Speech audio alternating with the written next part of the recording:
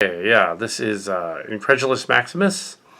We just completed the first act of 3 acts of Incredulous Maximus. It's the Roman planet episode.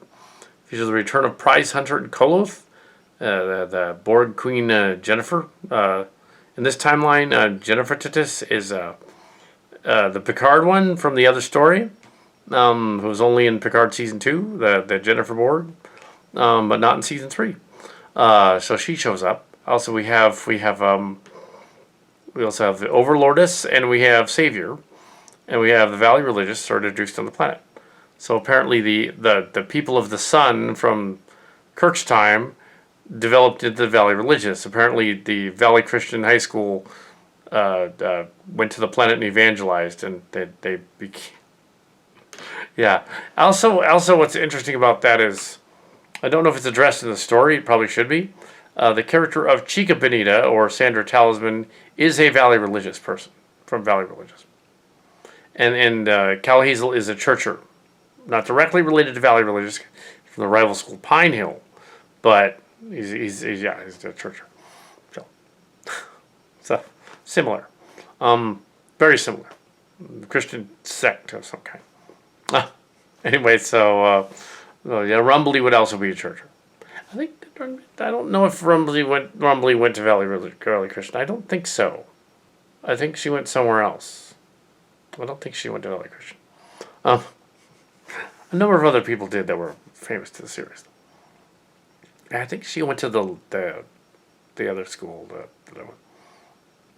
Maybe though she may have she may be an offshoot of that actually, as well. So she is too. I think, maybe. I don't think. No, maybe not. I think she went to a local. Or I'm trying to think of what high school they went to. The Amandas that she's based on. Anyway, so I'm not sure. So Incredulous Maximus is a story of we kind of catch up to the people from the end of the other story, the end of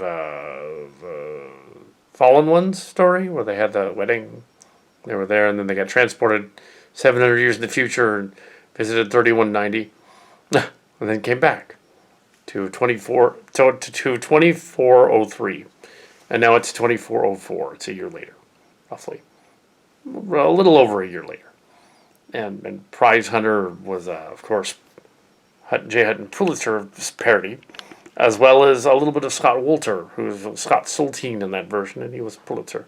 Yeah, there was this online celebrity who decided, since he was never going to get a Pulitzer Prize, he would name himself after the Pulitzer Prize so they could make a joke about that. Of course, he's not really going to get the prize that way. Not how it works. Although he's got a cult of himself, so kind of like Marshall Sportius. Kind of like TMS and COL, so it makes sense he'd be there.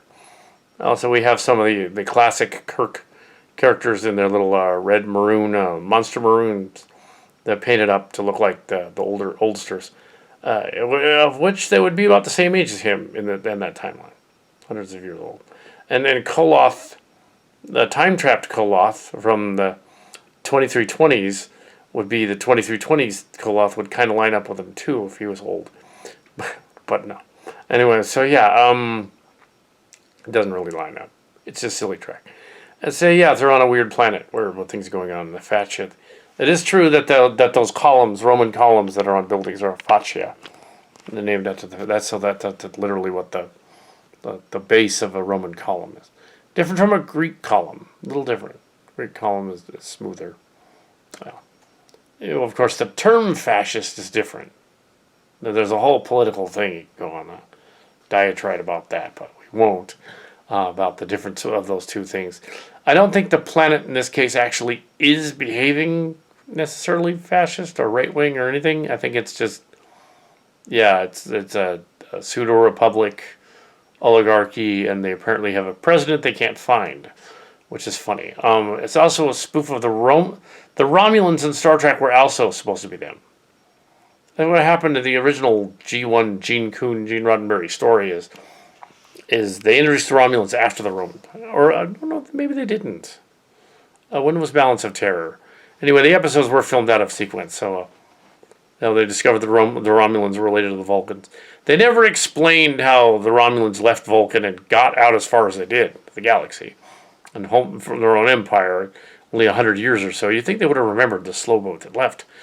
But Star Trek was infamous, and still is, for zapping to a planet when it's convenient. There was even a Trek Yards episode pointing that out today about they were doing a review of the Lower Decks episode that had just happened, and going like, how do these people get so rapidly from place to place with, like, when the script allows it? Like, oh yeah, they're just on the edge of the galaxy or whatever. We need to go over here or there. Yeah, the most egregious one of which, of course, was Where No Man Has Gone Before. Of course, they didn't know how big the galaxy was back then, where they just zapped to the edge of the galaxy and back. And the second most was Star Trek V, in which they went to the center of the galaxy in the span of a movie and came back. Yeah, they couldn't have... No. That would have taken them 30 years to get to the center of the galaxy. Because Voyager then established, it's 70,000 light years to where they went on the other end of the galaxy. And it would have taken them 70 years to get back. Which wasn't the case before. They made distances longer. Seems that in Kirk's era, the ships were faster. And we made fun of that in Cillian Realms.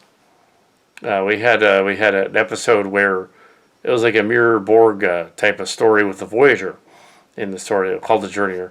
And in the episode, the G1 Enterprise soups up the Enterprise D so that it can travel over to rescue Janeway.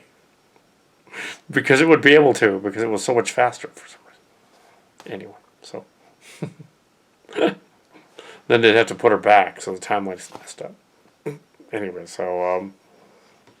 yeah, this is the Roman episode. I'm not going to go on too much about this one any longer. I just want to get it. Just wanted to do this and get this done, and say, okay, tonight's is done. We did all of the other one earlier.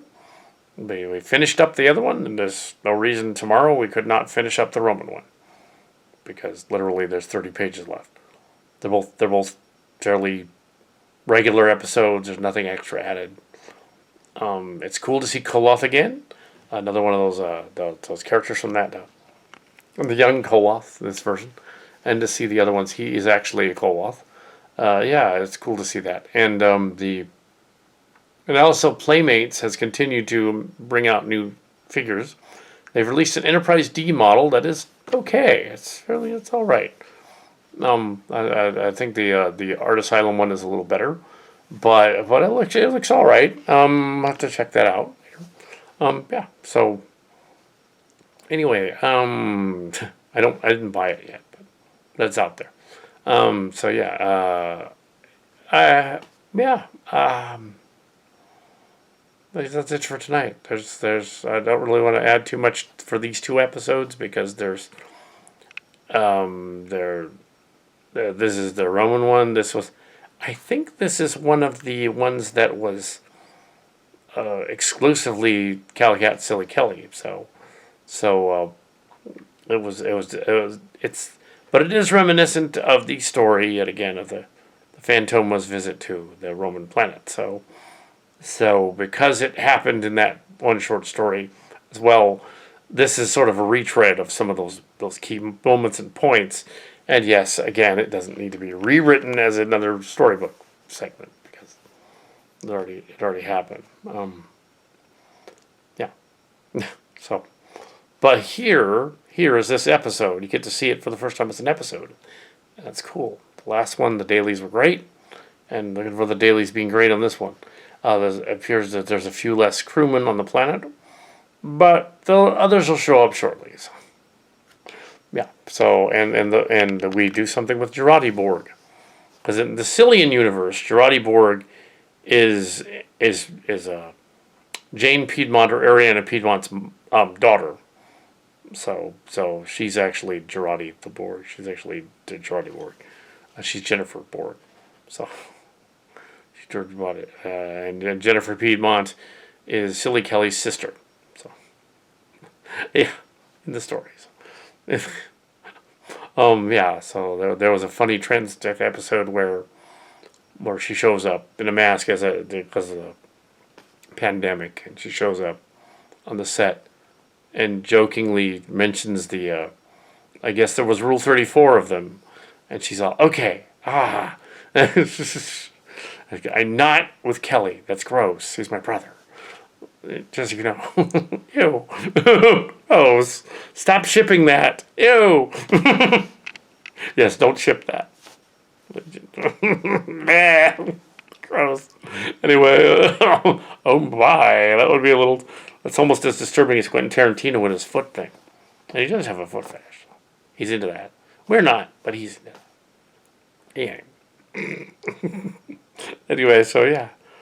It's cool to see Kolth again. Cool to see a sort of a Loris Data. It's kind of reminiscent of the Loris Data from Chimera. So is he regenerated, or what's he doing? Or why is he there? We'll find out, I guess. What's going on? There should be the Savior guy is going to be somebody else. We haven't really come out with the Savior guy just yet, but he's more than just a man. So he may be both. He may be a trans Savior, which is awesome because the right wingers will be like, no, that would just destroy everything in the cosmos if he's a trans person. Oh, sue Disney somehow in Florida. Oh. And Flodi was named for Florida, but not America. Not it was a typo. So because it's its own thing. Yeah. But he was just. I think it's because Mark's cards made the typo. But I think he just liked Disney World, and that's why it was called Flodi. It's Disney World Planet. And of course, we can't use copyrighted Disney characters. They can use Star Trek ones, just not Disney ones. Wouldn't really make sense if, like, randomly Mickey Mouse and Donald Duck show up. Would it? Or Goofy. Ha ha! Ha ha! Or gosh. Just be weird. It wouldn't work. Space bunnies, however. Yeah. That might work. Gosh. And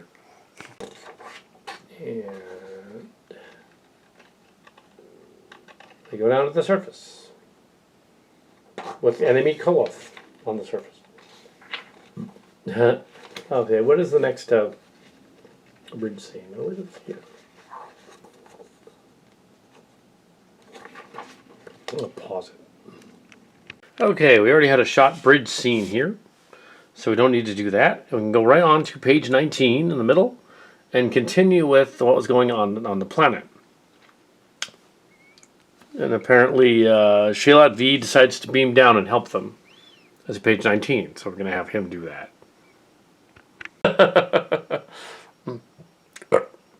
Yeah.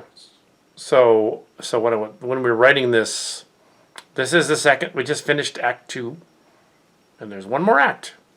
Yeah. So we're in the Magna Roma Planet episode, and the Cillian Savior shows up, and I used the Sarek doll there because he looks a lot like Cybok. So cool. There's the planet. The planet absorbed him, but we don't know what happened to him after that. So maybe he was regenerated, like the Genesis effect, or he's the alien that's been like freed from the system. It's probably more likely he's the alien, but that's fine. Or he's an alternate Cybok also pulled through there from the other universe. That was probably more likely. Him and Overlordis were on the ship that was pulled through from the darker universe with the Dark Picard and the dystopian future. That was like Romanesque, and the kind of, from that. The dystopian nightmare. A totalitarian nightmare is what he said. Yeah, and we have parody songs from the church that are thrown in here, but they're clearly spoofy. They're not supposed to be blasted. They're spoofy. And these songs were cheesy, so we spoofed them, so it's fine. And it's not like you'll recognize them unless you happen to know the various other plays that will take place in the story that they're spoofing in the next 15 pages. They spoof everything, basically. It's making fun of more like those pure flick movies.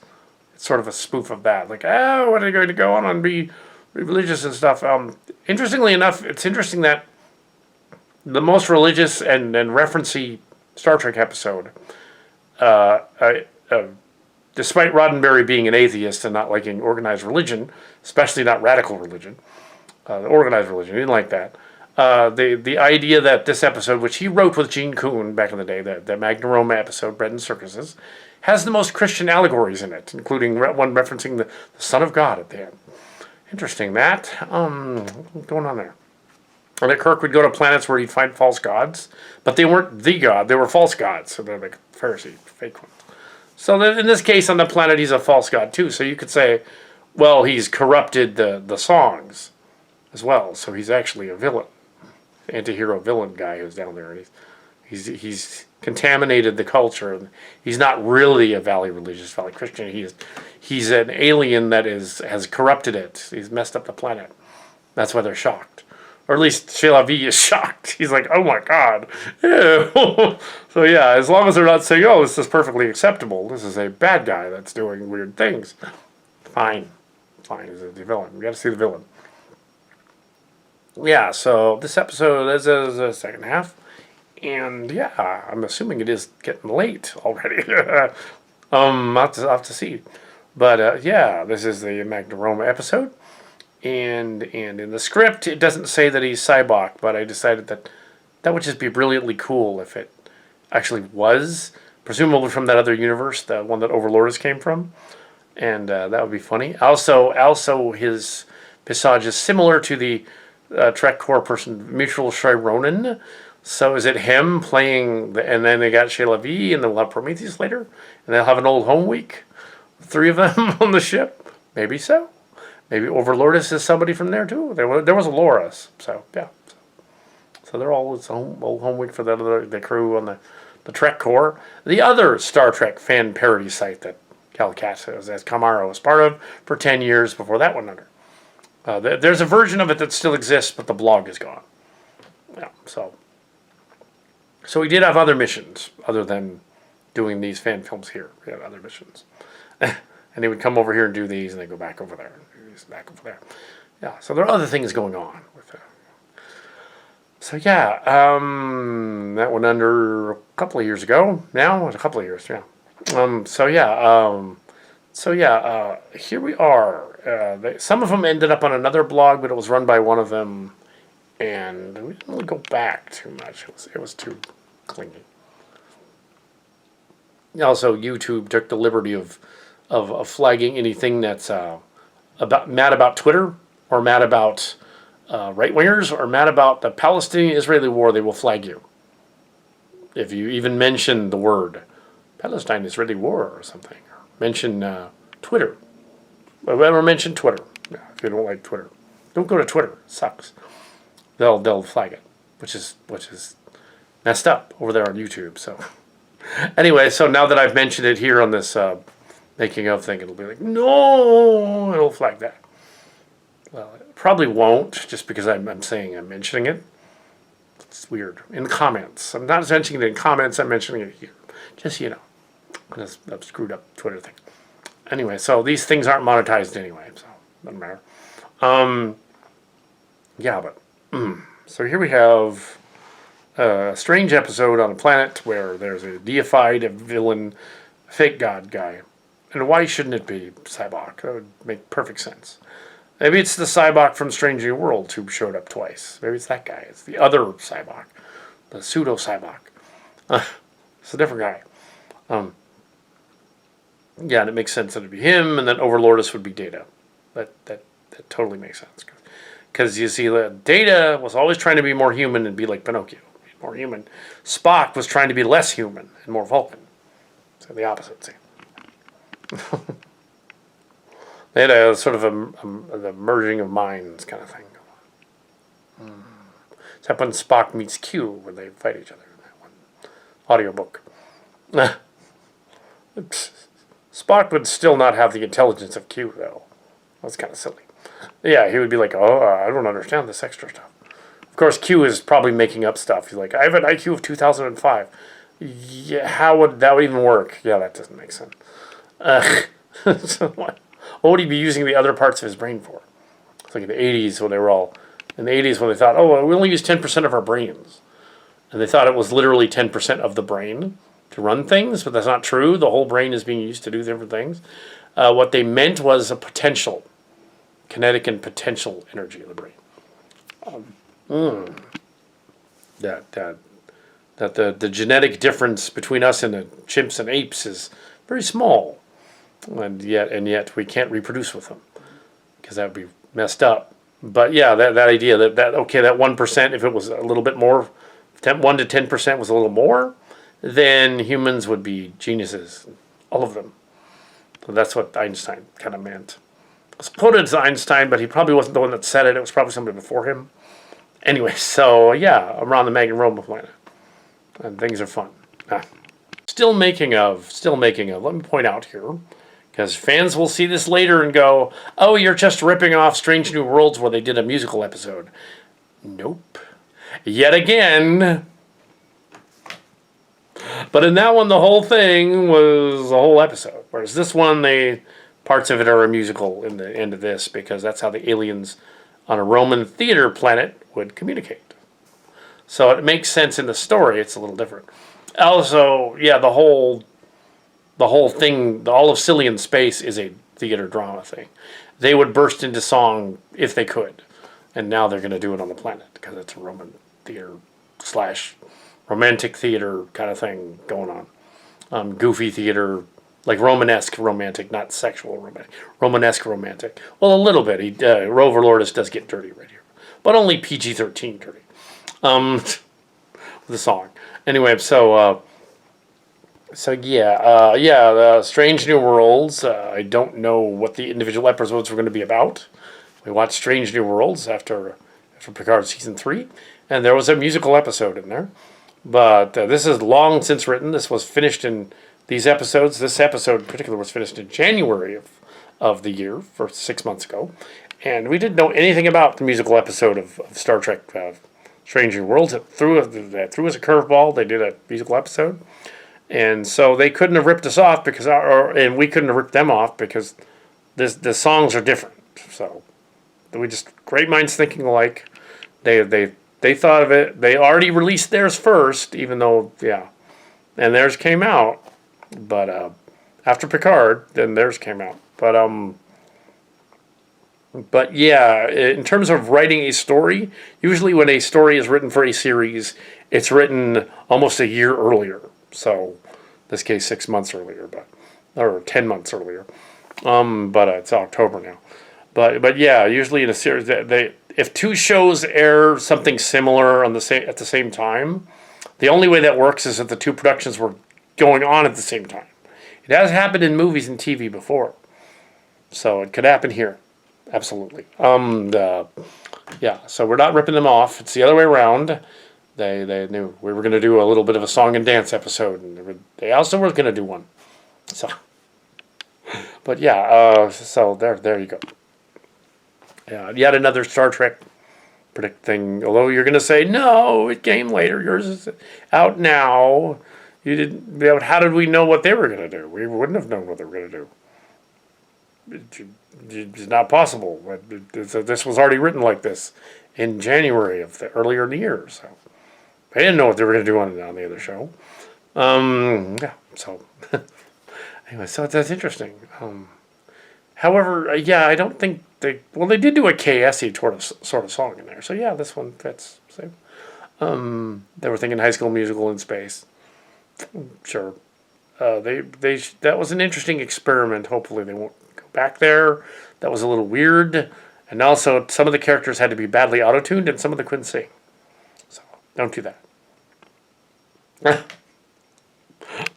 So like the other scene, the visual gag is that they're going to be looking at the fleet on the other side of this. So they're in the elevator. I'm going to open up the elevator and go inside. So that's the gag. So let's start this. Second unit camera, 95 minutes tape. Well, whatever this last video. Let's do more of this. Page 31. Yeah.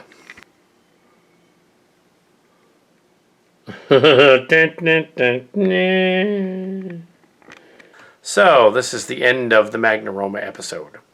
And yes, thankfully the 2 or 3 song parody, chorus parodies, were not it wasn't a singing Planet story. It was just people making dirty song lyrics out of Christian songs briefly, and then it was over. So it wasn't at all like that episode of Strange New Worlds where they did a whole episode. We wouldn't do that to you. Even here, it's too silly. So the Magnum Rome episode ends with them discovering, similar to the previous episode, because this is kind of tied to the other one. This is one of the other TV planets like the other one was. And there was no shapeshifter this time. But there was Prometheus and Sehlat Vie from TrekCore in it. And we didn't want to have Micah, Rich, and Jay, because that would have been confusing. We didn't want to have Holocat, because that would have been confusing. So we chose those two to be in it. It's like what they said during the Steve Shives and his friend Jason stories on how to write. Even though he's never written for Star Trek, and we have the contest, years ago, we did when they allowed to do that back then, and we didn't get it either. But we've written fan films, and they've done a fan film. We've seen a trailer for their fan film. It's older. We have to watch that someday. But anyway, the Trek Yards people have also done a fan film. And, they actually, Commander Calkins is a decent actor on that. The other guy didn't do a fan film, so Captain Foley probably would do all right. I don't know. He hasn't. I don't think he was in one. I think he had a cameo, but that's it. But yeah, we have this story established a Roman planet. Magnum Roma. They never visited during Next Generation. There was a book, The Captain's Honor, which they went to the planet, but it was pocketbooks are not canon, and neither was the other Feel for Symmetry canon. That was a pocketbook. That wasn't mine. Somebody else took the name. That's it. Otherwise, it had nothing to do with it. But they probably also read the Blake poem. Thought that would be cool. But yes, here we have. Sure. Not a lot of making of behind the scenes, because really, when it's a decent story, it goes by quickly. It's already in the can. We know the writers, producer, and whatever. It was based on something else, playing in someone else's sandbox. That idea. The Cillians also is the same thing. It isn't just that, us kids from Pine Hill, we're the only sillies. No, there are other Star Trek fans out there. There's a multitude of them. It's a multiverse with a multitude of fans that are playing in the same sandbox. So it isn't just us. There were long before us. A late sibling, Yvonne, was long before us. Star Trek fan. So Aunt Martha long before us is Star Trek. So yes, the late Aunt Martha as well. So there was a bunch. Mom was also a Star Trek fan to an extent. She liked Kirk. The same age as Shatner's now 91. Still kicking. But William Shatner. We had a cameo by, if you catch it, there's a cameo by Uhura and Michelle Nichols. All the followers are the old Star Trek people that have been done up in their Munster maroon. It's kind of cool. So they're in the story, the followers and the singers, the weird singers. They're probably not them. They're probably like alien clones of them, because the planet is imitative like Ayusha was. And in this version, the fleet that they find is abandoned, and it's a fleet graveyard, and they use the parts of the ships to rebuild their technology, and they're imitative too, and they imitated it. But also, they kind of imply that it's more like the Miri planet, where it's a parallel Earth / other Earth thing, parallel Earth thing, universe thing. Because in the original Star Trek, like with some of the star names, they used bright star names because they sounded good, and they were big star names people knew, right? Rigel and Deneb and all that. Not realizing that those stars would not be viable. Same thing here with ships and parallel Earths and planets. The writers of original Star Trek probably heard about that and were thinking that there would be parallel Earths that you could fly to in a ship, which there wouldn't be unless it was really silly. Unless the preservers decided, hey, we're going to make not only amusement park planets where your thoughts create reality, like the Drunk Swan, they did in the story. His thoughts created. Kirk saw Ruth, and McCoy saw the bunny rabbit, and all that stuff. So yeah, their thoughts literally create reality there. That's what it is. That's probably where the Grandmaster got it. She saw Shore Leave. She was also a Trek fan. All right, so yeah, that would be cool if that happened. Yeah, essentially, you come imagine something and then make it. It's not like It's not magic. It's just you imagine something and you build it. On this set. This set was built. The figures were painted. Somebody made these, and then I painted them. The spaceships were built. Yeah, your thoughts create reality. You literally build something with your imagination. That's not mystical at all. But yeah, the idea of a parallel Earth is interesting. The idea of a Rome that didn't fall, or something like that. The idea of a weird, also Robin Maryland, the Yangs and the Combs planet, the Omega Glory planet, where for some reason there were Earth thing there too. Well, that planet was a post-apocalyptic planet. There also was a Nazi planet, but in that case, it was a Starfleet person who corrupted the planet and was following rampant fascism there too as well. The Roman planet wasn't so much fascist though; they were just pseudo-fascist.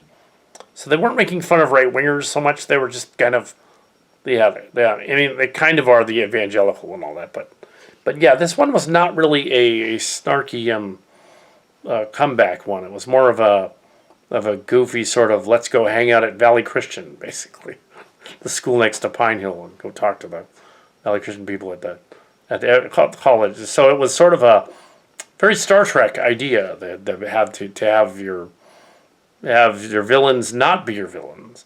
Have your villains just be sort of antagonists who are out to get something, but when they find out that it's not something attainable they can take with them, then, well, their mission to do something bad with it is no longer valid in that case. Very Star Trek like, or like it's reminiscent of that episode with where they go look for the progenitors of humanity, and they find that ancient alien thing that looks like in Next Generation, she looks like a founder.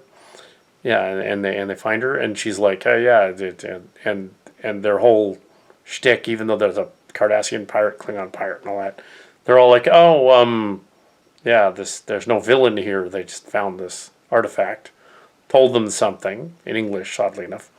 But yeah, of which Ridley Scott, his version of Aliens, decided to do that too, but didn't do it right.